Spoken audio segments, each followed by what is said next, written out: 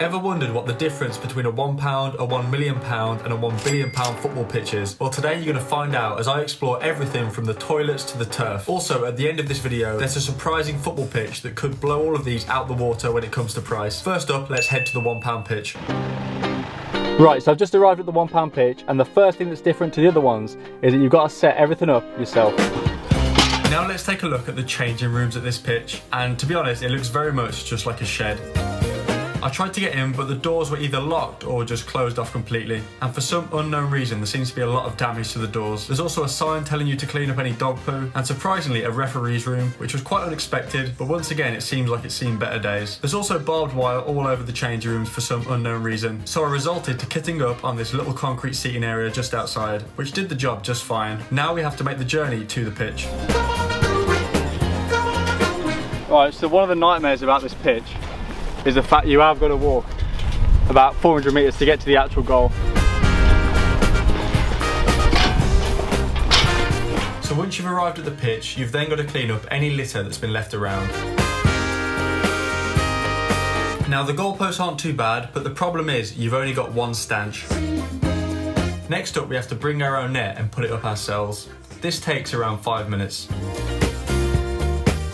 After doing that, the end result looks like this.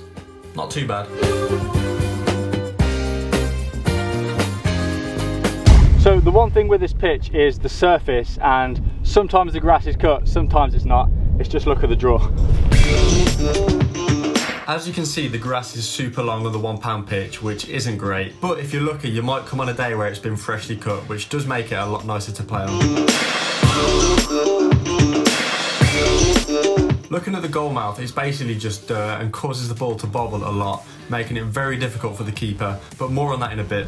Right, first things first, we're going to test a few pings on this pitch, see how it feels.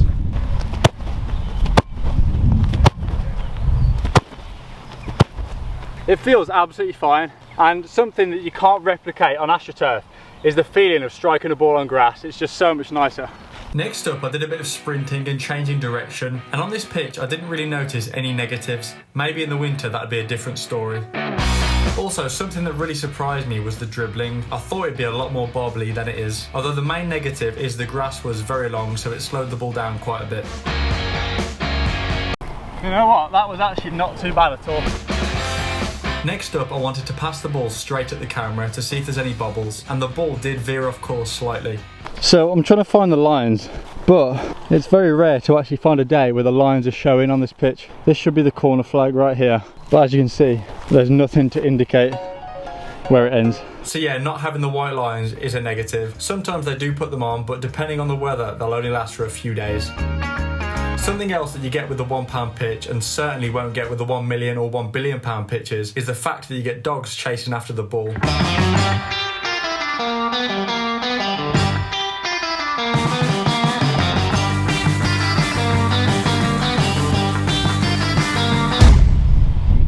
Right, next up, I'm going to go in goal, and I'm actually not looking forward to this one because the ground is rock solid.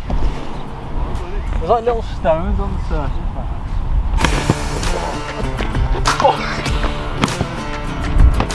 Oh, my knee. Oh, bloody hell. Yeah, let's just say being a keeper on this pitch is not fun. The goal mouth literally has stones in it, making every dive super painful. But finally, I wanted to do some shooting, and whilst this was absolutely fine, in fact, I really like kicking the ball on grass as opposed to 3G. What I didn't like is that after every shot, you've got to run after the ball. There it is.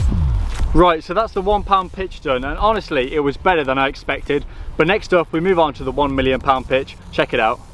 Right, so I'm here at the £1 million pitch, and more specifically the car park, because unlike on the £1 pitch, all you have to do to get to the actual goals is just turn around and walk on. So first things first with the £1 million pitch, it's got a nice clubhouse, which is a good sign. It's also got changing rooms that I can actually get in. I'm really excited to see how these compare to the £1 billion changing rooms. Got a stretcher, which obviously we don't have on there at the £1 pitch. These are pretty cool. There's a manager's office, changing rooms, some fairly decent showers, and even an old massage bed. The referee's room is probably the best one out the lot, very nice. This is the tunnel that the players would take to the pitch, but keep this in mind for when we check out the most expensive pitch later on. This pitch also has a pretty big stand which offered a nice view of the game. It's a pretty good view, you know. And even had seats for press and commentators. The goals are far nicer than on the £1 pitch. They've got box nets, which you love to see, and they're all in perfect condition. So I laced my boots up and it was time to test out the £1 million pitch. A brand new 4G pitch costs around £1 million to make, so let's see how it compares to the grass. Do you know what? I actually prefer hitting it on the grass. It just feels a lot more smoother, and I feel like I'm getting caught up a little bit on the 3G. I did some dribbling, and as to be expected, the surface was perfect, so if there's any errors, it's down to you on this pitch. There was no bobbles when it came to the passing test either, because as you can see, the surface is just perfectly flat. All right, now I'm going to jump in goal on the £1 million pitch, and honestly, I'm looking forward to this one a lot more because it was actually really painful on the £1 pitch. So yeah, let's do it.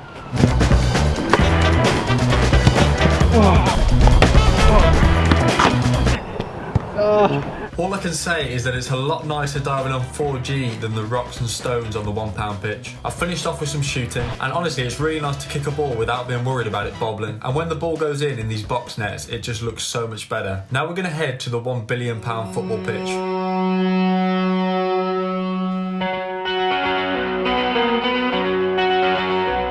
This is Old Trafford, one of the world's most iconic football stadiums.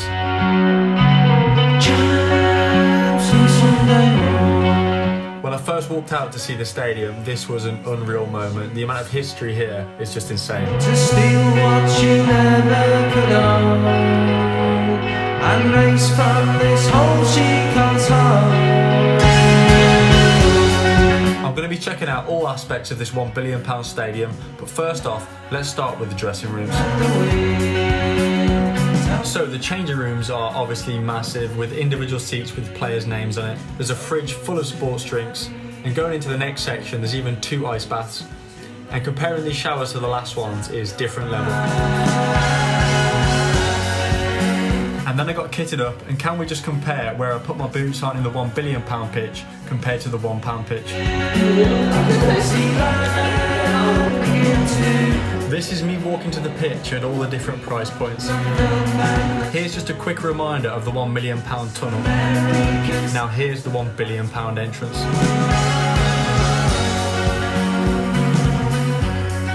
This is the difference in the surface. Now let's take a look at the goalposts. Perfect box nets. But to be fair, they are very similar to the goals on the £1 million pitch. Now the surface, just look at that. So the grass here, for every 5 blades of grass, there's 1 artificial grass. And then when it's not watered like today, it does become a little bit sticky. I did a little drop test, and as you'd expect, it's absolutely perfect. That is as good as it gets, to be fair. You can see from this shot, it's literally like a bowling green. I did a few pings, and I can definitely say it was by far the nicest surface to kick on, but no real surprises there. And for some reason, it seemed easier to control the ball on here. Maybe it's just because of how good the surface is. Touch. If there's any bad touches on this pitch, it's all down to you.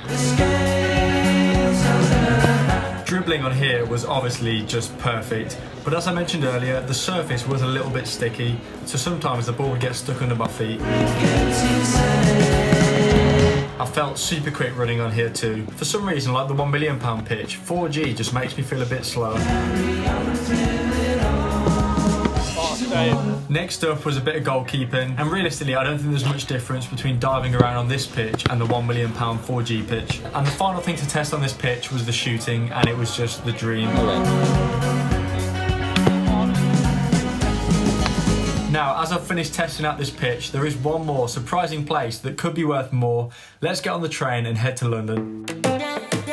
Now, this pitch is said to be worth billions, not because there's anything particularly special about the pitch itself, but because of the land it's on and where it is. Brucey at Dortmund were paying £1,000 an hour to train here ahead of their Champions League game in London, so I went to try and find it. It's located in the city of London and is on some of the most expensive land in the entire UK, or in the world for that matter. So I got there, and it was blocked off. Very disappointing. But I'll insert some pictures now of what it looks like, and it's pretty impressive.